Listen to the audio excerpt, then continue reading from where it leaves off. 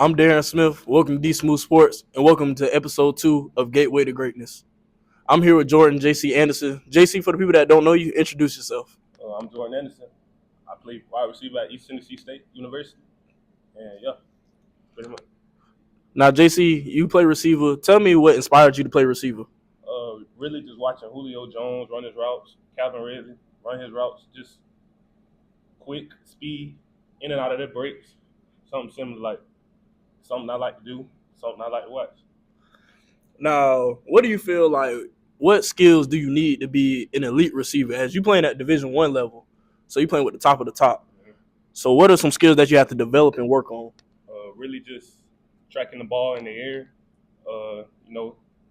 Speed. Gotta get my speed together. Catching the ball, strong hands, things like that. Really. Okay. Walk us through the approach of route running, how you would read a DB and whatnot, and how to attack that.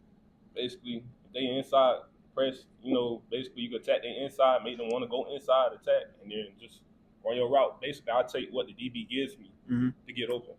Oh, so you just really reading his? Do you read his feet or anything like that? Basically, you see how where the DB is placed. Basically, they could be in cover 3, they could be pressed up, they could show cover 1, but then they could go in cover 2, things like that. Okay. All right. So JC, talk about your transition from high school to college. So basically, from high school to college, it's basically in high school, you could be the number one on your team, the best player on your team. But when you get to college, it's a lot more people who came from places like that when they was in high school. They was the number one on their team. So coming in, it's a bunch of talent in college, and also it's a lot of people trying to work hard just for the starting position. Yeah, that's true. So that don't real, because most kids see it and don't believe it. JC, talk to me about your schedule and balancing academics, practice, and probably individual workouts. Just tell me about your schedule in a whole. So basically, I start my day off with waking up around at least 6:45 a.m. And basically, we got team meetings. We got meetings before practice. So I'll be right around 7:30 at least. Then go to breakfast after. I'll get me something to eat before practice at least. And practice start at around 9:05 or something like that. So I chill, I listen to music while I eat my food till it's time to head to the field to go, practice and stuff like that. Practice usually end around 11 or so. Then soon as practice end, got weight room.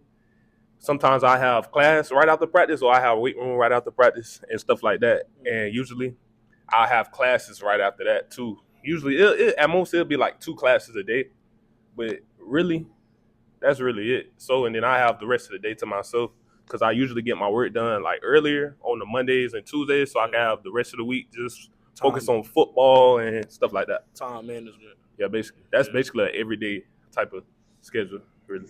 That's a regular schedule, but every day. Discipline for that one. Now, out of your lifetime, who are some coaches that have impacted you or, played a great role in your football career? Basically, shout out to Coach BB. He's one of my very first wide receiver coaches I had coming from 9th grade, from when we was at Terry Parker to high school, first coach, things like that. Just, it was him that made me better. Days, he used to tell us to just focus on grades, get them grades together. You can't play football without grades. So most likely, yeah, it was Coach BB. Yeah.